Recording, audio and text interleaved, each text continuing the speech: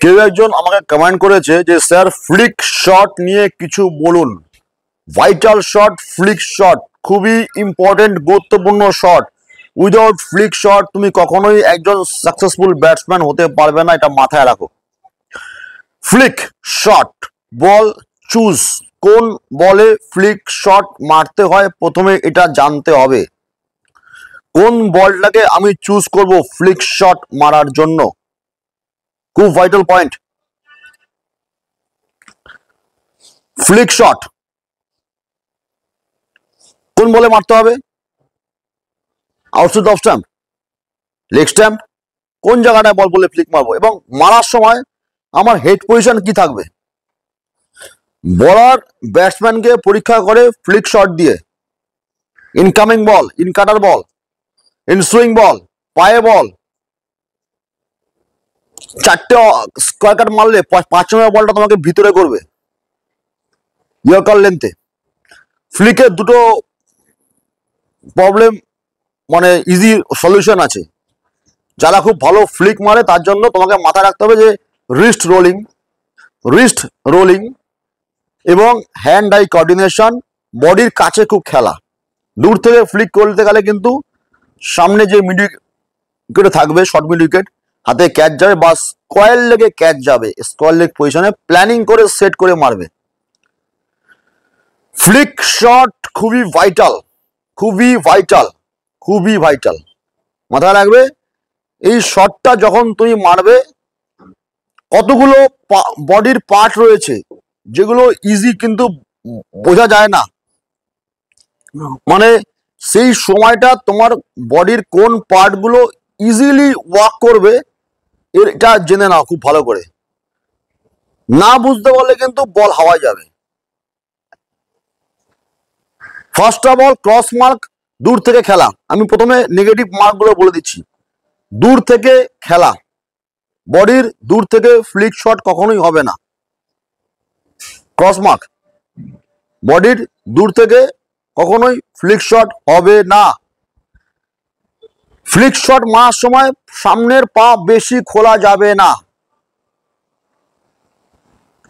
Flick shot মারার সময় সামনের পা বেশি ওপেন করবো না, খুলবো না, লম্বা যাব না। হয়ে গেল। একটা পয়েন্ট বলে দিচ্ছি আমি, ফ্লিক শট মারার সময় চেষ্টা করব হেড পজিশন যেন একদম বলের উপরে থাকে, মানে বলটাকে লাস্ট পর্যন্ত দেখা এবং বলের উপরে আসা। 4 নম্বর পয়েন্টে আসছি আমি, রিস্ট রোলিং। ব্যাট কতটা পর্যন্ত যাবে সোজা এবং ব্যাট কোন জায়গা থেকে রোল আউট হবে সেটাও জানার বিষয় রয়েছে। 4 নম্বর পয়েন্ট হয়ে গেল। 5 নম্বর পয়েন্টটা খুবই গুরুত্বপূর্ণ। অনেক ব্যাটসম্যান এই জায়গাটায় ফ্লিক শটে কাবু হয়ে যায়, ইজিলি করতে পারে না। সেই পয়েন্টটা হলো খুব ভাইটাল। 5 নম্বর যে পয়েন্টটা বলতে যাচ্ছি সেই পয়েন্টটা খুব ভাইটাল। ফ্লিক শট মারার সময় মাথায় রাখবে যে তোমার আপার হ্যান্ড এবং বটম হ্যান্ড, আপার হ্যান্ড যতটা টাইট করে ধরেছিলে ব্যাটিং এর সময়, যত বল ক্লোজে আসছে তত যেন আপার হ্যান্ড লুজ থাকে, এবং বটম হ্যান্ড তো লুজ অবশ্যই। মাথায় রাখবে চেটো যেন, এটা যেন কখনোই এখানে না লেগে থাকে, ইজি রোল আউট করা যায়। অনেক ব্যাটসম্যান এই 5 নম্বর পয়েন্টটা ভুল করে, তারা হাতটাকে টাইট করে রাখে এবং এখান থেকে ঘোরানোর চেষ্টা করে, হাতে যায় বল। অনেক ইন্টারন্যাশনাল ব্যাটসম্যানও করে থাকে, হয়তো আমিও 2-1 রকম আউট হয়েছি, ডাজন্ট ম্যাটার, ব্যাটসম্যান আউট হবে, কিন্তু জানতে হবে আমি যেন প্রতিদিন একই ভুল না করি। এটা খুব ভাইটাল। রোল আউটটা খুব ভাইটাল, যে রোল আউট হচ্ছে, বলের উপরে আসা, চোখ রাখা, বলে চোখ রাখা। মাথায় রাখতে হবে যে এই যে ইনকামিং, ধরো বলটা তোমার, এবার আমি 5টা পয়েন্ট বলে দিলাম। এই 5টা পয়েন্টকে যদি না বুঝতে পারো ভিডিওটাকে রিভার্স করে আবার দেখো কি কি বলেছি, তারপরে অ্যাপ্লাই করতে যাও। প্রথমেই ব্যাট নিয়ে অ্যাপ্লাই করতে গেলে সমস্যা পড়ে যাবে। কিন্তু ভেরি ফার্স্ট জানতে হবে কোন বলে ফ্লিক মারতে হবে। যখনই তুমি দেখবে তুমি কোনো বোলার যে তুমি স্কোয়ার কাট মেরে দিচ্ছ, অফ স্ট্যাম্পে কভার টাইপ মেরে দিচ্ছ, এবার ও মাথা খারাপ হয়ে তোমাকে ইয়ার কাট ট্রাই করবে, ইনকামিং ব্লকে মারবে বা প্যাড লাইনে ট্রাই করবে। তাহলে প্যাড লাইনে ট্রাই করতে গেলে বেশি মগজমারি করার দরকার নেই, জানতেই আমি জানতেই পেরে যাবো যে কোথায় বলে আমার ফ্লিক মারতে হবে। সিম্পল মিডল থেকে বল টার্ন করিয়ে তোমাকে লেগ স্টাম্পে আনার চেষ্টা করবে, এলবি করার চেষ্টা করবে। দেখবে তুমি ভিতরে কতটা, তুমি তো বাইরে মেরে দিচ্ছ, ভিতরে কতটা তুমি স্ট্রং, ওখানেও ট্রাই করবে বোলার। কারণ বোলারের কাজই হলো ব্যাটসম্যানকে ডিস্টার্ব করা। আমি মনে করি ব্যাটসম্যানের পরীক্ষা নেওয়া, কোন জোনে বল দিলে ব্যাটসম্যান অপদস্থ হবে, এটা ওদের মানে ওদের বলতে বোলারদের এটা প্রশিক্ষণ থাকে। তুমি যখন ব্যাটার হয়ে বোলারকে আইডেন্টিফাই করছো, বোলারও কিন্তু তোমাকে দেখছে তোমার কোন জোনটা তোমার উইক আছে। ন্যাচারালি ও কি করবে, তোমাকে মিডল থেকে ইনকামিং করানোর চেষ্টা করবে ভিতরের দিকে। সেইখানটা দাঁড়িয়ে তোমার প্রথমেই যেটা মাথায় রাখতে হবে, যে কথাটা আমরা সবসময় বলি হেডফল। অনেক সময় অনেক ইন্টারন্যাশনাল ব্যাটসম্যানদের হয়, এটা কোনো বাহাদুরের কথা না, এটা আমারও হয়, অনেকেরই হয়। কেউ যদি বলে দেয় আমার হয় না, সেটা ভুল কথা, সবারই হয়। যাই হোক না কেন, মাথায় রাখতে হবে যে এই যে আমার এই জোনটা, এটা যেন স্টিল থাকে, এটা যেন স্টিল থাকে। এবং আমার ডান চোখ দিয়ে বল দেখা, আমি সবসময় বলেছি যে তোমরা যারা ব্যাটার আছো রাইট হ্যান্ডার, ডান চোখ দিয়ে বল দেখো ম্যাক্সিমাম। যারা লেফটি করো তারা বা চোখ দিয়ে বল দেখো, তাহলে হেডফলটা অনেকটা আর আটকে যাবে। এবার এখান থেকে কি হবে, এখান থেকে তোলা, এইবার আসছে বলটা এখানে ইনকামিং আসছে, এখান থেকে আসছে ইনকামিং, স্লো মুভমেন্ট। যেটা আরেকটা পয়েন্ট আমি জুড়ে দিচ্ছি, 6 নম্বর পয়েন্ট, ফ্লিকে কখনোই না এটা যাবে না। আমি যেতে পারো, বাট এটা নিয়ে আমি দ্বিমত হব না, যেতে পারো, হিলে যেতে পারো, প্রথমে এখান থেকে নিতে পারো, কিন্তু ফ্লিকে আমি সবসময় টোয়েই যাই, আমি টোয়ে যাই ফ্লিকে আমি সবসময় হিলে যাই না। যখন ইনকামিং ভিতরে চলে আসে ফ্লিক মারার জন্য, এটা আমি সবসময় টোয়ে যাই। কারণ টোয়ে গেলে কি হয় আর হিলে গেলে কি হয়, যেটা আমার মনে হচ্ছে সেটাই বলছি। আমি টোয়ে যখন যাই, আমার বলের টপে থাকি, আমি ফ্লিকটা বলের টপে গিয়ে মারতে হয়। আমি যখন টোয়ে যাচ্ছি দেখো খুব ভালো করে, আমি বলের টপে গিয়ে মারছি, এখান থেকে আসে এই দেখো আমার ঘুরিয়ে দিলাম, টপে গিয়ে দেখো আমার টোয়ের উপরে। কিন্তু আমি হিলে যদি যাই, আমি কোথাও একটু লেট করে ফেলছি, আমার টপে পৌঁছাতে পারছি না, আমার এরকম মনে হয়।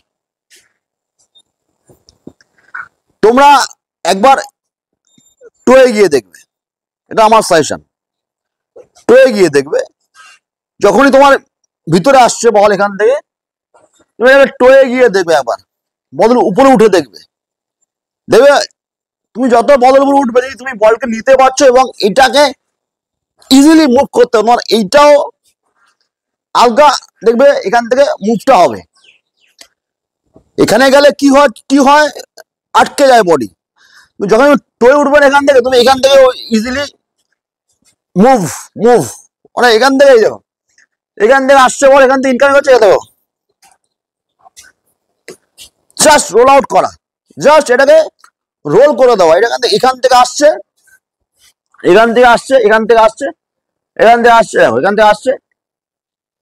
এই পর্যন্ত সোজা ব্যাট, এই পর্যন্ত সোজা, এই আসছে নিচ্ছি, hand eye coordination, close to the body, ছোট পা, এখান থেকে জাস্ট এই পর্যন্ত নিয়ে এটাকে রোল আউট, দ্যাটস ইট।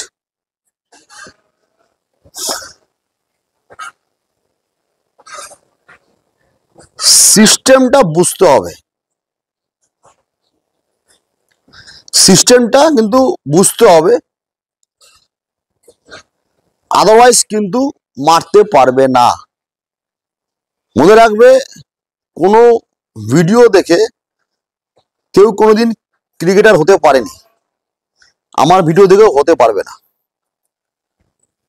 মাথায় রাখতে হবে, practice is the key, practice is the last word of success, prime word. তুমি যদি প্র্যাকটিসে এটাকে কনভার্ট করতে না পারো, তাহলে এই ভিডিও কোনো কাজে আসবে না। ভিডিও তোমাকে জ্ঞান দেবে, প্র্যাকটিস তোমাকে সক্ষম বানাবে, মাথায় রাখবে। আমার ভিডিও কোনো, তুমি কারো ভিডিও দেখেও কিছু করতে পারবে না। যেটা বললাম এতক্ষণ, সেটাকে অ্যাপ্লাই করো নেটে। আমি বারংবার বলছি যে যে আমাকে এই ভিডিওর জন্য বলেছো, আমি একটু কমেডি করে বলছি, তার নামটা আমি উদ্ধার করতে পারিনি। এমন একটা নাম লিখেছে, তার চ্যানেলের নাম হয়তো, যাই হোক না কেন, আমার কাছে সময় কম ছিল, আমি তার নামটা করতে পারিনি। টেকনিক সামথিং কিছু একটা হবে, যাই হোক না কেন, আমি ওনাকে বললাম যে এই যে প্রসিডিউরটা আছে, এই প্রসিডিউরটা কিন্তু ফলো করতে হবে, মাথায় রাখতে হবে, তাহলে কিন্তু ফ্লিক হবে, আদারওয়াইজ ফ্লিক হবে না। প্রাইম টাইম কি হচ্ছে ফ্লিকের, ইনকামিং বল, একটু উপরে বল দিয়েছে, সামনে বল, যেটা অনেক সময় এখান থেকে টার্ন করে, যদি আউটসুইং হয়, মিডল স্ট্যাম্পের পরে যদি বাইরে বেরোয়, হালকা কাটা পাল্টায়, তাহলে কি হবে, সেটাও সমস্যা। তাহলে সেই বলটা কিন্তু আর স্কোয়ার লেগ জোনে যাবে না। সেটা যখন কাটা যদি পাল্টায় এখান থেকে, কতটা কাটা পাল্টাবে, নয় এক হাত কাটা পাল্টাবে না, জাস্ট হালকা কাটা পাল্টাবে, এখান থেকেই হয়, এখান থেকে এইটা হয়ে যাবে, এই জোন দিয়ে বেরোবে। যদি ইনকামিং হয়, তাহলে এখান থেকে এইটা আসবে, জাস্ট ছোলো স্কোয়ার লেগের পাশ দিয়ে বেরোবে। বাট যাই হবে না কেন, আমার কিন্তু মাথা বলের উপরে থাকবে। Hand eye coordination main sector, এটাই হ্যান্ড আই কোঅর্ডিনেশন, মাথার উপরে, মাথা বলের উপরে মাথা থাকবে, একদম উপরে থাকবে দৃষ্টি, তবেই কিন্তু ফ্লিকটা কন্ট্রোলে আসবে। আর দূর থেকে যদি বডির দূর থেকে ফ্লিক মারার চেষ্টা করো, বল কিন্তু একদম শর্ট মিড উইকেটের হাতে যাবে।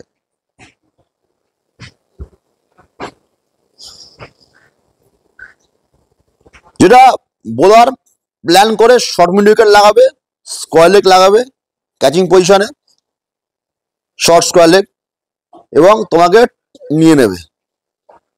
কিন্তু যদি ঠান্ডা মাথায় এটাকে আরো বডির কাছে এসে মারো, দেন ইটস বেটার। মাথায় রাখবে একটা জিনিস আমি বলে দিই, এটা তো বেসিক জিনিস, তোমার এই ব্যাট লিফট হাই হতে হবে। যখনই দেখো bat lift high, bat lift high, flick মারার সময় যেটা প্রাইম 7 নম্বর পয়েন্ট, মাথাটাকে একটু ঠেলে দাও সামনের দিকে, দেখো একটু ঠেলে দাও, আসো বলের উপরে। মাথায় রাখবে, ফ্লিক মারার সময় কিন্তু মাথার কাজটা খুব ভাইটাল। এই তুমি দূর থেকে আসো এরকম ভাবে, হবে না কোনোদিন ফ্লিক, ফ্লিক সম্ভবই না। সবকিছুর ক্ষেত্রে আলাদা আলাদা টেকনিক, খুব ভালো করে বুঝতে হবে। সবকিছুর ক্ষেত্রে আলাদা আলাদা টেকনিক, আলাদা আলাদা ফরম্যাট। ড্রাইভ মারার সময় যেমন হাঁটু ভাঁজ করছি, তারপরে ওয়েট ট্রান্সফার করে মেরে দিচ্ছি এখান থেকে, ঠিক আছে, বাট ফ্লিক মারার সময় কিন্তু হবে না এটা। মাথায় রাখতে হবে, ফ্লিক মারার সময় তোমাকে কিন্তু বলের উপরে একটু আসতে হবে। এখান থেকে দেখো, এই যে খুব বেশি দূরে না, কন্ট্রোল হারিয়ে ফেলবো, জাস্ট সামনে কন্ট্রোল। তুই বুঝতে হবে নিজে যে কতটা কন্ট্রোল আছে তুমি, জাস্ট উপরে এখান থেকে যা হচ্ছে দেখো আমার এখান থেকে কিন্তু এইটা হচ্ছে, তারপর এইটা আছে। মনে রাখবে একমাত্র থিওরিটিক্যাল ব্যাপারটা যদি বুঝতে পারো দেন অ্যাপ্লাই করো। যদি ভুলভাল নেটে অ্যাপ্লাই করো না বুঝে, তাহলে কিন্তু হবে না, আর ভুল খেলাটা ভুলই থেকে যাবে। আশা করি আমি কিছুটা হলেও বোঝাতে পেরেছি ফ্লিক শট সম্পর্কে। যদি এরপরেও কোনো কোয়ারিজ থাকে, নিচের দেওয়া নাম্বার রয়েছে, যখন খুশি 24 ঘন্টা সময় দিনের মধ্যে ফোন করতে পারো, কোনো অসুবিধা নেই। চোখ রাখো বেঙ্গল ক্রিকেট। আমার মনে হয় এখানে, আমার মনে হয় এরকম, অনেকের কমেন্টস দেখি আমি, ভালো লাগে, হয়তো তোমাদের কিছুটা কাজে লাগছে। Thank you so much.